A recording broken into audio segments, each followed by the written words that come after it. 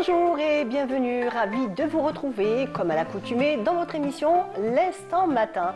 Aujourd'hui nous allons parler d'architecture, des rénovations d'anciens villages qui ont été hélas détruits pendant la Révolution et qui sont aujourd'hui, on va dire, entre de bonnes mains puisqu'il y a énormément de gens qui sont en train d'œuvrer pour les remettre, on va dire, les remettre à neuf, essayer un petit peu de rénover ce village. Et parmi ces personnes, aujourd'hui nous avons le plaisir de recevoir Akli Amrouche. Bonjour Akli Amrouche. Bonjour. Bienvenue.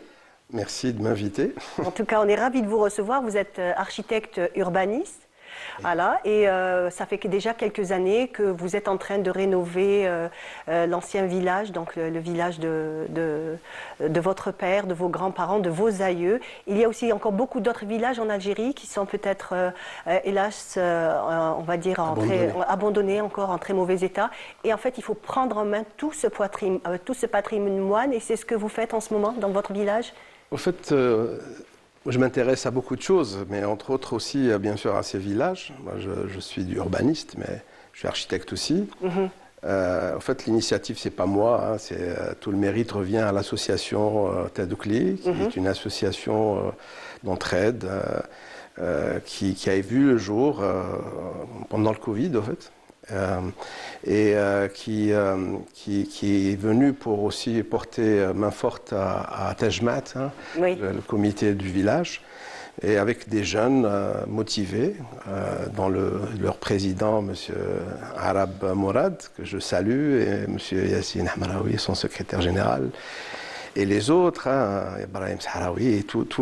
J'imagine qu'ils sont nombreux. Ils sont très nombreux. Entre les bénévoles, entre les, on va dire, tout ce collectif. En tout cas, ils ont su mobiliser beaucoup de monde, non seulement en Algérie, mais aussi à l'international. À l'international, donc tout. C'est un village qui a été détruit en 1957.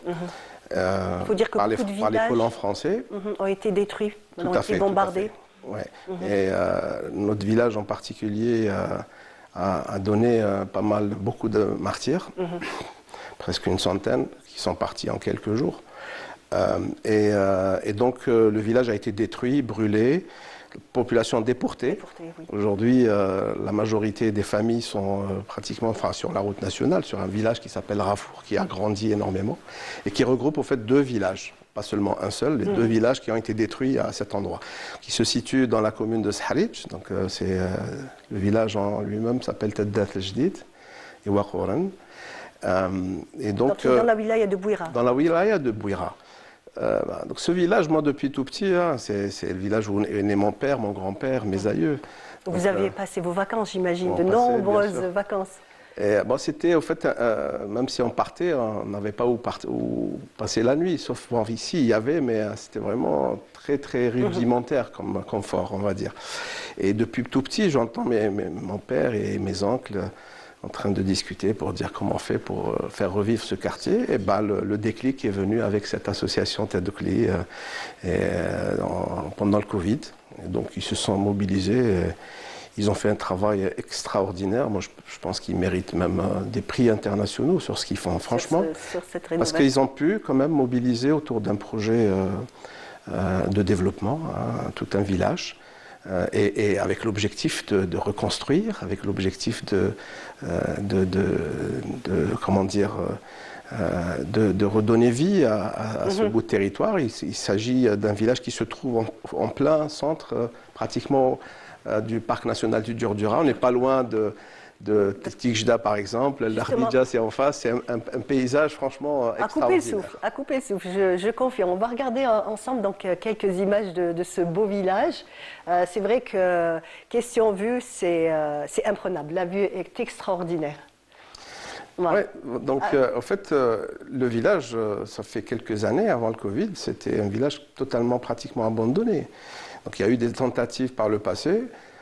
Je pense qu'il fallait peut-être un déclic. Le déclic, c'était d'aménager les places communes, qui appartiennent à Taddat, donc toutes les parties communes. Et comme quoi, par exemple?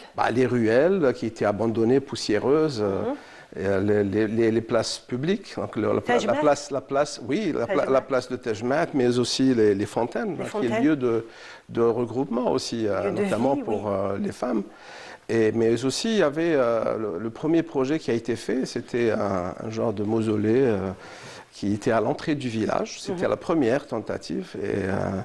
Et c'est là où mes cousins, ils m'ont fait appel. Et j'étais venu apporter ma petite, toute petite, franchement, contribution.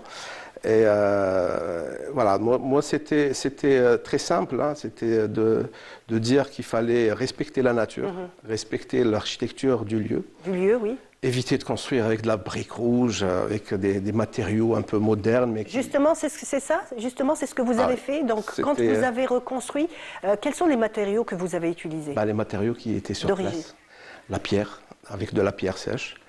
Reconstruire déjà une petite bâtisse avec un espace d'accueil, au fait, qui a été réalisé avec brio, juste avec de la pierre, et la pierre était là, au fait.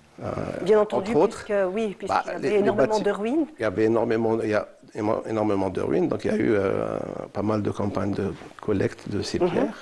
Et on a construit avec la pierre, on a reconstruit, on a démonté un bâtiment, une petite bâtisse, on l'a démonté. Elle a été reprise. Bon, bien sûr, le mortier, il faut utiliser du mortier, c'est tout à fait normal, mais l'aspect extérieur respecte aujourd'hui l'identité du lieu. Contrairement à beaucoup de ce qui se passe un peu partout, en fait. Tous ces paysages de briques rouges infinies, tout ça, bon, c'était inconcevable de continuer à faire ça, même si c'est facile de construire avec de la brique. C'est clair, c'est beaucoup plus simple. Voilà, c'est beaucoup plus difficile de construire avec la pierre, mais ça a des avantages. Et les avantages, les gens vont les voir aussi à l'avenir. À l'avenir. Donc, la spécificité de ces anciennes maisons, déjà, c'est d'abord le premier matériau qui est la pierre. Oui. Il y a l'épaisseur des murs aussi. Oui. Donc, aussi les ouvertures. Généralement, c'est des ouvertures qui sont très petites. Oui, aujourd'hui. On sait très bien que c'est des maisons qui sont bioclimatiques. Oui, tout à fait. Mais vous savez, il faut se mettre aussi dans la modernité. C'est-à-dire qu'on peut utiliser la pierre et construire des bâtisses tout à fait contemporaines. C'est ce que vous avez essayé un petit peu de faire? C'est ce qu'on a essayé de faire. Bon, il y avait une petite bâtisse en parpaing qu'on a bien sûr refaite en pierre. Donc, je félicite l'abnégation et le courage des volontaires, parce que c'était du volontariat chaque vendredi matin. Donc un groupe, je ne sais pas, parfois une dizaine, parfois une centaine de personnes qui viennent de façon tout à fait bénévole pour travailler la terre. C'est des terrains en pente, très accidentés. Comme vous me l'avez dit, elle est à peu près à 1000 mètres d'altitude. À peu près, on va dire 900 mètres d'altitude à ce niveau-là. Pendant l'hiver, ça ne doit pas être très facile de travailler. C'est agréable. C'est vrai que le travail, c'est vrai que c'est très contraignant.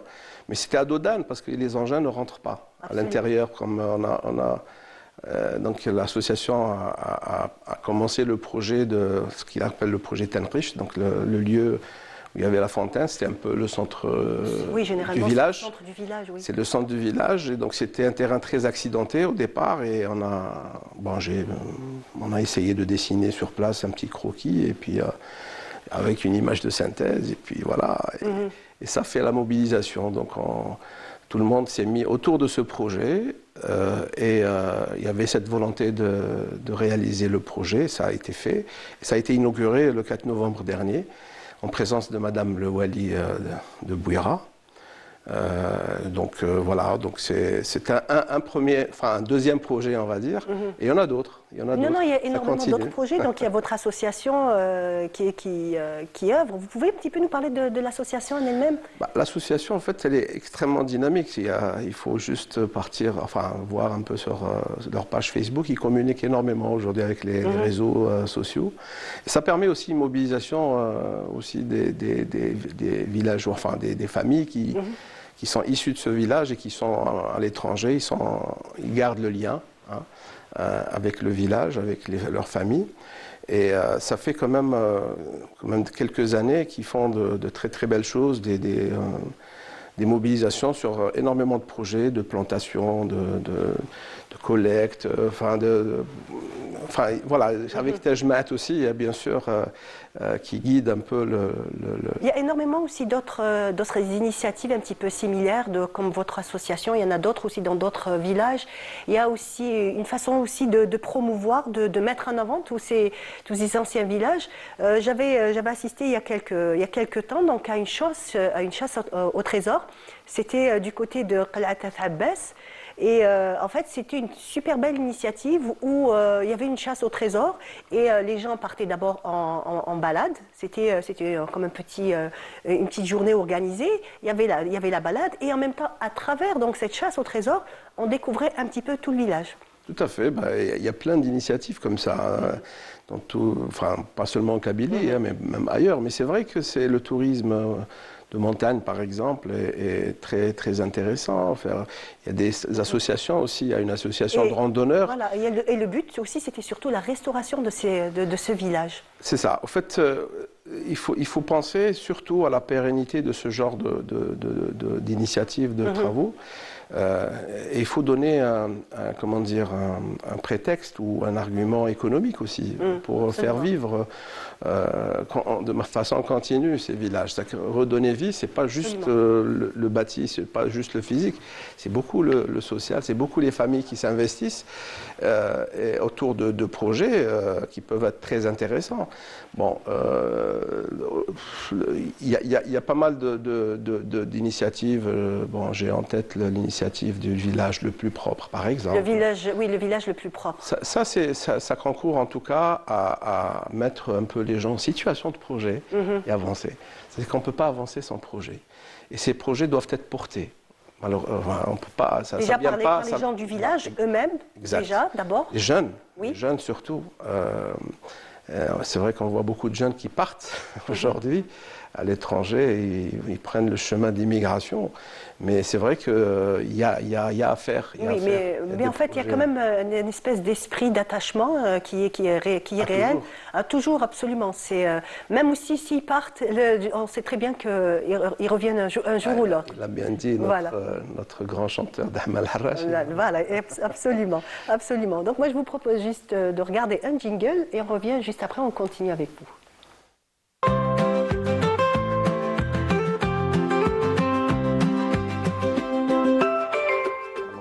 De retour sur notre plateau, on parlait donc de rénovation, de ces jeunes qui s'investissent.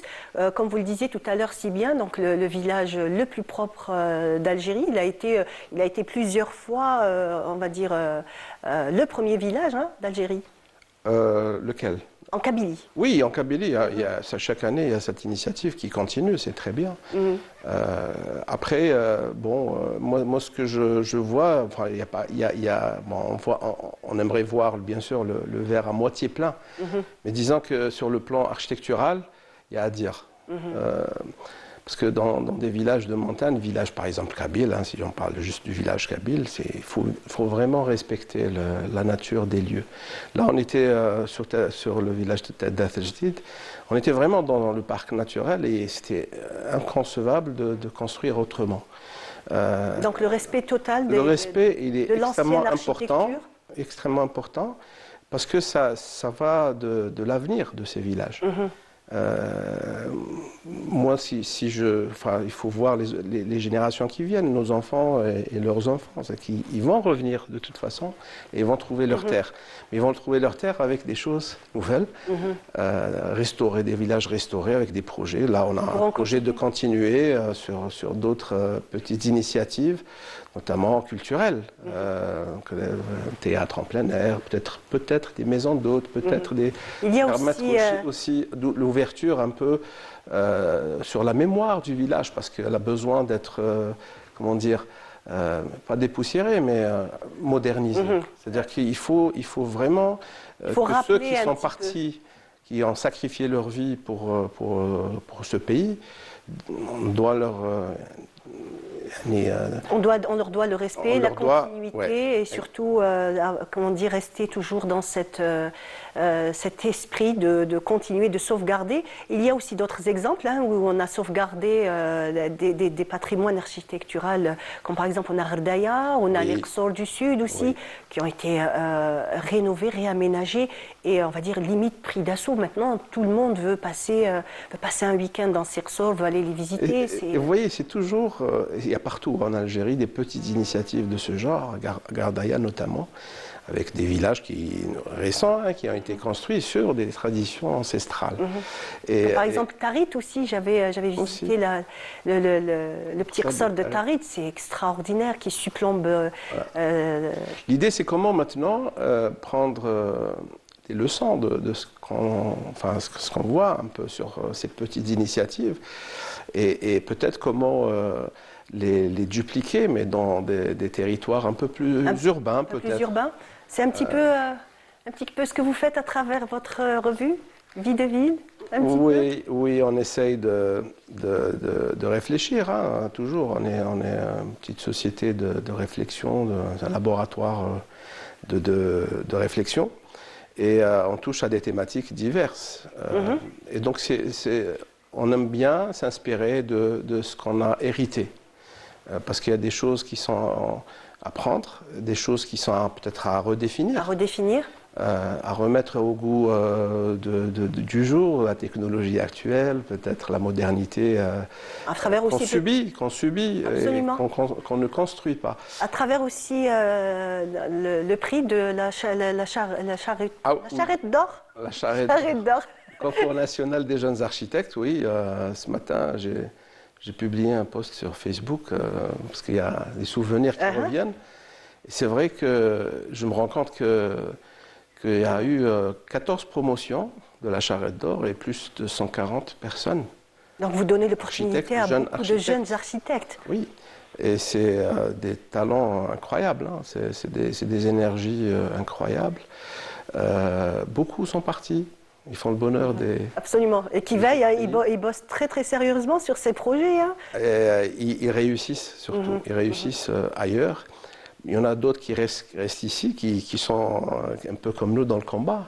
Donc on continue à prêcher la bonne parole peut-être et essayer de proposer des pistes à chaque fois. C'est le concours des jeunes architectes, la charrette d'or, c'est à chaque fois des thématiques différentes et à chaque fois des problématiques différentes. On peut toucher aux cités dortoirs, par exemple, les grands ensembles, comment on peut améliorer la vie dans ces quartiers, et il y a des solutions.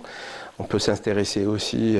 au respect de l'environnement aussi, ça reste bien sûr, tout à fait. Mobilité douce, par exemple. On a travaillé sur le patrimoine urbain, comme la Casbah d'Alger, par exemple. On peut travailler sur de grands espaces d'exposition. L'intégration des panneaux photovoltaïques aussi. Aussi, l'énergie. On a travaillé aussi sur les quartiers informels, quartiers en mutation, on va dire ça comme ça. Les quartiers qu'on connaît, que tout le monde connaît, qui sont aujourd'hui, qui enlaidissent nos espaces urbains, nos villes, surtout les périphéries. Et donc, et à chaque fois, on essaye de porter des réflexions sur ces quartiers et donner carrément des pistes et des solutions. Et des solutions. Parce que les solutions existent. Donc, il y a moyen on va dire, de rattraper tout ça? Oui, on est un pays jeune. Oui. Voilà, on a eu notre indépendance, on va dire récemment. Absolument. Ça fait, dans l'histoire, c'est rien du tout. 60 années ou 70 ans, c'est rien. Et donc, je pense que ce pays va forcément se développer. Et les générations qui viennent maintenant, ils sont peut-être plus conscients que nous. Plus conscients, absolument. Il y a quand même, on va dire, un regain de conscience. Comme par exemple, on va donner juste dernièrement ce qui a été fait. Donc, essayer de remettre Alger face à la mer. Donc, remettre un petit peu toutes ces plages, un petit peu tous ces accès à travers des projets structurants, pas seulement sur Alger, mais sur d'autres villes qui ont des potentiels énormes, qui sont malheureusement pas encore exploité, mais des fois c'est peut-être bien quand ça n'a pas encore été, on va dire, entièrement pris d'assaut. Pourquoi pas? C'est ça le danger. C'est ça le danger. Et en fait, c'est les urbanistes, hein, c'est les visionnaires, les politiques aussi. Pour éviter les erreurs des autres. Les politiques ont des responsabilités énormes sur l'avenir de nos villes et ils doivent, bien entendu, pouvoir lancer des projets audacieux et des expérimentations audacieuses. Parce qu'il faut absolument qu'on sorte un peu du moule. On parlait des générations qui vont venir. Et ben, les générations qui vont venir, ils veulent plus de confort, ils veulent vivre. Ils veulent des villes beaucoup plus, on va dire, beaucoup plus viables. Tout à fait. C'est que les gens qui prennent les bateaux, ils partent à l'étranger, ils cherchent surtout la qualité de vie. Et la qualité de vie, c'est la ville. C'est pas autre chose. Donc les espaces verts, comme vous dites, la mobilité. Les places publiques, les espaces verts, bien entendu, la mobilité maîtrisée, les transports en commun, ben voilà, c'est la culture, bien sûr le sport, etc. Mais ça, tout ça fait partie de la qualité de vie. Et les gens, qu'est-ce qu'ils cherchent? Ils cherchent leur confort. Les jeunes voient maintenant tout ce qui se passe à l'étranger. Vous êtes sur Internet, on peut voir en temps réel qu'est-ce qui se passe à l'autre bout du monde. Mais il faut dire aussi qu'il y a, on va dire, un problème qui est réel et mondial, qui est ce réchauffement climatique qui va mener toute l'humanité, pas rien que l'Algérie, à penser différemment les villes. Oui, tout à fait. En fait, les problèmes de pollution, ils se posent bien entendu avec acuité, surtout dans les milieux urbains, pas dans les villages où on respire l'air frais. On se destine tous à partir, peut-être passer sa retraite dans un petit village perché quelque part. Perché quelque part. Mais c'est vrai que ces problèmes de pollution peuvent être réglés par les nouvelles technologies. Vous voyez ce qui se passe en Chine, ce qui est incroyable. Ça fait peut-être 10-15 ans, la Chine était hyper polluée. Aujourd'hui, quand vous y allez, il n'y a pas de bruit. Il n'y a plus de bruit de voiture, il n'y a plus de pollution. Donc ça va très vite, ça va très vite. Nous avons bien sûr notre pays qui est en voie de développement. Il faut justement mettre sur la table toutes ces problématiques et essayer de construire avec. Il y a moyen aussi, il y a des opportunités derrière tout cela. Et je pense qu'on peut, voilà, mais c'est juste permettre en tout cas aux praticiens, aux urbanistes, aux économistes, aux sociologues, aux géographes, aux paysagistes de faire leur travail, tout simplement, leur donner le temps de la réflexion et surtout l'échange dans des ambiances d'émulation. C'est ce que permet la Charrette d'Or, par exemple. Travaille vraiment dans une ambiance d'émulation. C'est pas le concours c'est pas strict. En lui-même. Non, mais c'est justement, c'est des jeunes qui viennent de tout le pays. Hein. Ils se réunissent pendant 15 jours, mais ils font connaissance, c'est des amitiés qui naissent, etc. Donc, et puis surtout, c'est un travail d'échange. Qu'est-ce que moi je peux apporter? Qu'est-ce que toi tu peux apporter? Comment on peut faire évoluer les choses? Nous, on est là juste pour les accompagner et les encadrer. Justement, mais en même temps aussi à travers ce que vous faites, hein, ce que vous avez, le dernier village là qui a été rénové. Ce qui est bien, c'est que grâce aux réseaux sociaux, on arrive un petit peu à voir ce qui se passe chez le voisin sans se déplacer aujourd'hui. Donc ça reste un exemple à suivre pour les autres villages, pour les autres régions d'Algérie. Avec toute l'humilité qu'il faut, je pense que c'est un modèle intéressant. Et je crois qu'il commence à y avoir des villages qui sont à proximité qui un peu commencent à faire aussi... Vous avez attisé la jalousie, tant mieux. C'est très bien. C'est génial, oui. C'est très bien. Voilà, c'est pas assez de l'influence, non. Mais aujourd'hui, c'est vrai qu'on parle d'influenceurs. Mais c'est vrai que dans les réseaux sociaux, hein, mais prendre exemple de ce qui fonctionne, hein, ce qui peut mobiliser, c'est très bien. C'est-à-dire qu'il faut sortir aussi de cette inertie qui nous pèse finalement. Et puis vivre, c'est aussi faire des projets. Absolument, absolument. De toute façon, il n'y a pas de vie sans projet. Heureusement donc, que vous avez ce genre d'initiative, que ce soit votre association. Il y en a plein d'autres. Voilà, il y en a plein d'autres à travers tout le territoire national. Franchement, tout le mérite pour ce cas particulier. Moi, j'ai rien fait. Hein. Franchement, j'ai rien fait. C'est l'association du village. Qui a franchement pu mobiliser et surtout ils ont résisté. Franchement, je suis vraiment admiratif parce que résister pendant 4 ans prendre lent des de- pierres sur dos d'âne. C'est un cas, le travail résultat- en pharaonique. tout Pour cas, moi, c'est un travail pharaonique. Oui. Sans engin, sans rien. Absolument. Il fallait le faire. Il fallait le faire, ils l'ont fait. Moi, voilà, je leur rends hommage. On les Je félicite les en tout salue. cas, exactement. On le rend hommage aujourd'hui. Donc, Et à la suite, travers vous. il vient, Et à la ça suite, va à tous faire. les jeunes qui travaillent, à tous ces Algériens qui travaillent. Il y en a beaucoup qui sont dans l'ombre, qui rénovent comme ça. Et surtout à toutes les initiatives qui feront avancer l'Algérie, l'architecture en Algérie. Ils sont les bienvenus. Merci encore d'avoir été parmi nous. Merci d'être C'est venu passé dans très l'instant vite. matin. C'est passé très vite, effectivement. Voilà, ça a été un plaisir de vous accompagner. Voilà, on arrive à la fin de notre émission. C'était un plaisir. Merci de votre attention et restez toujours sur les programmes de Canal.